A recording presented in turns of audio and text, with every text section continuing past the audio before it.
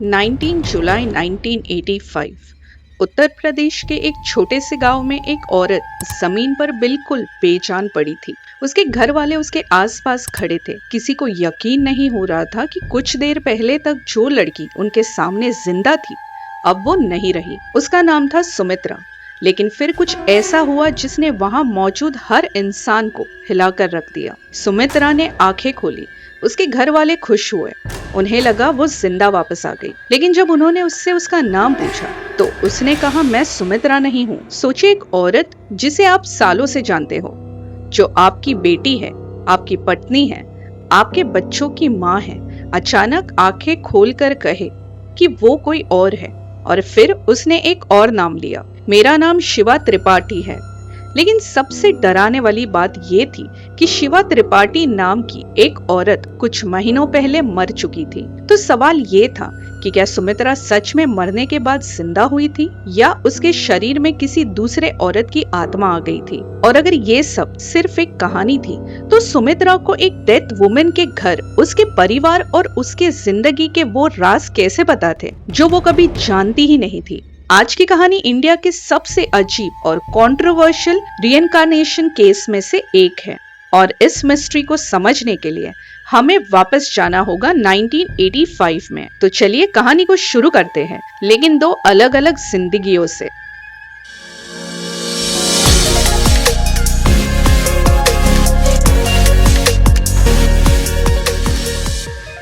इस कहानी में दो औरतें थी। पहली सुमित्रा सिंह, एक यंग मैरिड वुमन जो उत्तर प्रदेश के इटावा डिस्ट्रिक्ट के एक विलेज से थी। उसकी जिंदगी नॉर्मल नहीं थी, लेकिन कोई भी उस वक्त ये इमेजिन नहीं कर सकता था कि कुछ ही महीनों में उसकी आइडेंटिटी को लेकर पूरा एक मिस्ट्री केस बन जाएगा। दूसरी औरत थी शिवा त्रिपाठी। शिवा की जिंदगी सुमित्रा से बिल्कुल अलग थी। उसके बैकग्राउंड्स अलग थे, परिवार अलग थे और दोनों एक दूसरे की जिंदगी से कनेक्टेड भी नहीं थे। लेकिन 1985 में इन दोनों औरतों की कहानी एक ऐसे पॉइंट पर आकर मिलने वाली थी जहां लॉजिक भी सवाल पूछने लगे।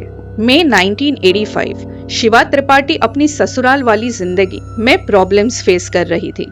अकाउंट्स में फैमिली डिस्प्यूट्स और टेंशन का जिक्र मिलता है। फिर एक दिन शिवा की डेथ की खबर सामने आई। उनकी बॉडी रेलवे ट्रैक के पास मिली। ऑफिशियल एक्सप्लेनेशन और मर्डर एलिगेशंस को लेके कंट्रोवर्सी थी। शिवा के परिवार को शक था कि उनकी डेथ सिर्फ एक सिंपल सुसाइड नहीं थी। इन्वेस्टिगेशन भी हुई, लेकिन केस के कई सवाल कभी पूरी तरह सेटल नहीं हो सके। शिवा को जला दिया गया। उनके परिवार टूट चुके थे, लेकिन उनके लिए शिवा की कहानी वही खत्म हो गई थी।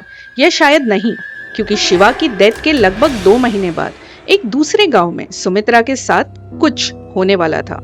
ऐसा कुछ जो शिवा के परिवार को फिर से उनकी डेड डॉटर के सामने खड़ा कर देगा। जुलाई 1985 रिपोर्ट्स के मुताबिक सुमित्रा को पहले से ही कुछ स्ट्रेंज अनकॉन्सिक्वेंसेस एपिसोड्स होते थे। कभी वो कुछ मिनट्स के लिए या फिर कभी ज्यादा देर के लिए बेहोश हो जाती। फैमिली और लोकल लोग इसके अलग अलग एक्सप्लेनेशंस देते थे, लेकिन फिर एक दिन सुमित्रा ने प्रेडिक्ट किया कि वो 3 दिन में मरने वाली है और 19 जुलाई को वो अनकॉन्शियस हो गई। आई विटनेसेस के अकॉर्डिंग कुछ वक्त के लिए ऐसा लगा जैसे उसकी सांसें और पल्स रुक गई हो। घर में मातम शुरू हो गई, लेकिन फिर सुमित्रा वापस होश में आई और यही से असली मिस्ट्री शुरू होती है। क्योंकि जो औरत आंखें खोल कर उठी उसने अपना ही घर को पहचानने से इनकार कर दिया, अपने पति को, अपने बच्चों को पहचानने से इनकार कर दिया। और सबसे शॉकिंग बात, उसने कहा, मैं सुमित्रा नहीं हूँ, मैं शिवा हूँ। यहाँ तक स्टोरी सुनने के बाद आप कह सकते हो सकता है सुमित्रा मेंटली डिस्टर्ब्ड हो। और ऑनेस्टली यही सबसे नेचुरल क्वेश्चन था। लेकिन मिस्ट्री यहाँ खत्म नहीं हुई, क्योंकि सुमित्रा सिर्फ एक डेथ वुमन का नाम नहीं ले रही थी। वो धीरे धीरे शिवा की जिंदगी के डिटेल्स बताने लगी।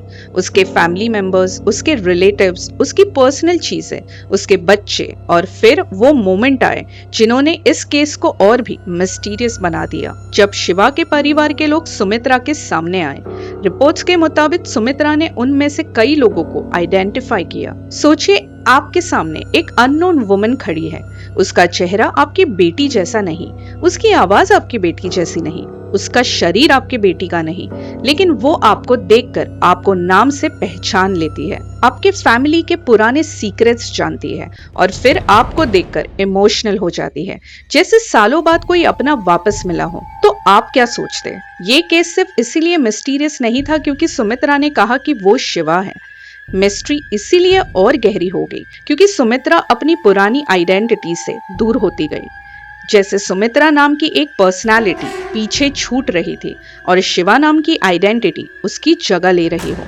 वो अपने सुमित्रा वाले परिवार को रिजेक्ट करती थी, लेकिन शिवा के परिवार से इमोशनल कनेक्शन दिखाती थी। यहाँ एक बहुत डिस्टर्बिंग सवाल पैदा होता है, अगर किसी इंसान का शरीर वही रहे लेकिन उसकी मेमोरीज, उसकी पहचान और उसका इमोशनल कनेक्शन बदल जाए, तो वो इंसान असल में कौन है? शरीर या यादें? ये स्टोरी सिर्फ विलेज गॉसिप बनकर नहीं रह गई। केस की रिपोर्ट रिसर्चर्स तक पहुंची। आयन स्टीवनसन और सैटविन पसरेचा समेत इन्वेस्टिगेटर्स ने विटनेसेस और दोनों फैमिलीज के मेंबर्स से इंटरव्यूज किए। बाद के इंटरव्यूज और फॉलोअप्स में उन्होंने ये समझने की कोशिश की कि क्या दोनों फैमिली का पहले से कोई कांटेक्ट था और सुमित्रा के क्लेम्स में कितनी वेरीफाइबल इंफॉर्मेशन थी। यहाँ इन्वेस्टिगेटर्स के सामने एक बहुत इंपॉर्टेंट प्रॉब्लम थी।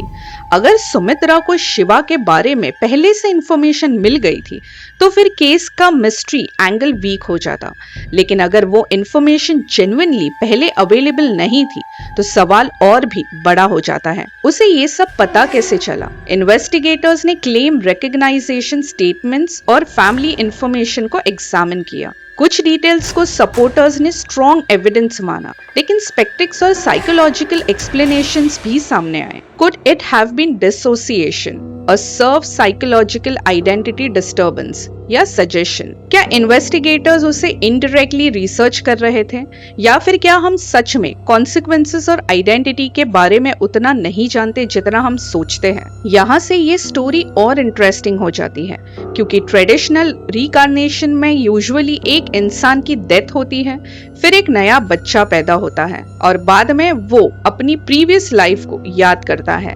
लेकिन सुमित्रा शिवा केस वैसा नहीं था। यहाँ एक अडल्ट वुमन ऑलरेडी जिंदा थी, फिर वो अपेरेंटली मर गई और जब वापस आई तो क्लेम किया गया कि एक दूसरी डेथ वुमेन की आइडेंटिटी उसके शरीर में आ गई। इसीलिए कुछ रिसर्चर्स और राइटर्स ने इस टाइप के केस सिंपली रिकार्नेशन से अलग रिप्लेसमेंट रिकार्नेशन या पोजेशन लाइक फिनोमेनन के रूप में डिस्कस किया है। और यही से साइंस और स्पिरिचुअलिटी के बीच एक बहुत अनकंफर्टेबल क्वेश्चन खड़ा होता है। क्या मेमोरी सिर्फ ब्रेन में होती है? अगर हाँ, तो एक इंसान की मेमोरीज दूसरी इंसान में कैसे आ सकती है? और अगर मेमोरी या कॉन्सिक्वेंसेस के बारे में हमारी अंडरस्टैंडिंग इनकम्प्लीट है तो क्या ऐसे केस में हमें किसी ऐसी चीज की तरफ पॉइंट कर रहा है जिसे हम अभी एक्सप्लेन नहीं कर पाए? और दूसरी साइड भी देखते हैं, हर मिस्टीरियस केस का सुपरनैचुरल एक्सप्लेनेशन हो ये जरूरी नहीं होता। साइकोलॉजी में डिसोसिएटिव कंडीशन और आइडेंटिटी रिलेटेड डिस्टर्बेंस के एग्जाम्पल्स मिलते हैं जहाँ एक पर्सन के बिहेवियर, मेमोरीज और sense of identity dramatically change हो सकती है। ट्रॉमा, सजेशन, सोशल इन्फ्लुएंस और प्री एक्सिस्टेंस बिलीफ भी किसी अनयूजुअल एक्सपीरियंस को शेप कर सकती है। और सुमित्रा का केस में भी report of earlier trans like episodes भी डिस्कशन को कॉम्प्लिकेट बनाती है। लेकिन फिर भी साइकोलॉजिकल एक्सप्लेनेशन एक क्वेश्चन छोड़ देती है, स्पेसिफिक पर्सनल इंफॉर्मेशन का क्या? अगर कुछ रिकग्निशन और स्टेटमेंट्स जेन्युइनली एक्यूरेट थे और उनके लिए नॉर्मल इंफॉर्मेशन सोर्स नहीं था तो फिर एक्सप्लेनेशन क्या है? यही वजह है कि ये केस इतने सालों बाद भी डिस्कस किया जाता है। सो दोस्तों, सुमित्रा कभी परमानेंटली वापस नहीं आई। एक बार 1986 में कुछ घंटों के लिए ऐसा लगा जैसे असली सुमित्रा की पर्सनालिटी वापस आ गई हो, लेकिन फिर वो फिर से गायब हो गई। और उसके बाद रिपोर्ट्स के मुताबिक सुमित्रा ने अपनी जिंदगी के आखिरी 12 साल भी खुद को शिवा ही माना। 1998 में जब उसकी डेथ हुई, एक बहुत बड़ा सवाल उसके साथ चला गया। सुमित्रा के साथ असल में हुआ क्या था? क्या सुमित्रा की मेमोरीज कहीं उसके अंदर दब गई थी और शिवा की पर्सनालिटी उन पर हावी हो गई? या फिर 19 जुलाई 1985 को जब सुमित्रा की फैमिली को लगा कि उन्होंने अपनी बेटी खो दी थी, क्या उस दिन सच में उन्होंने सुमित्रा को हमेशा के लिए खो दिया था? क्योंकि जब 1998 में वो औरत मरी, उसका नाम सुमित्रा था, उसका चेहरा सुमित्रा का था, लेकिन रिपोर्ट्स के मुताबिक उसके अंदर रहने वाली आइडेंटिटी शिवा की थी। और शायद इसी वजह से सुमित्रा शिवा केस का कोई फाइनल साइंटिफिक कंक्लूजन आज तक नहीं है। तो दोस्तों, अगर आपको ये वीडियो इन्फॉर्मेटिव लगी हो तो मेरे चैनल को लाइक और सब्सक्राइब करने मत भूलना। मिलते हैं अगले ऐसे ही इंटरेस्टिंग टॉपिक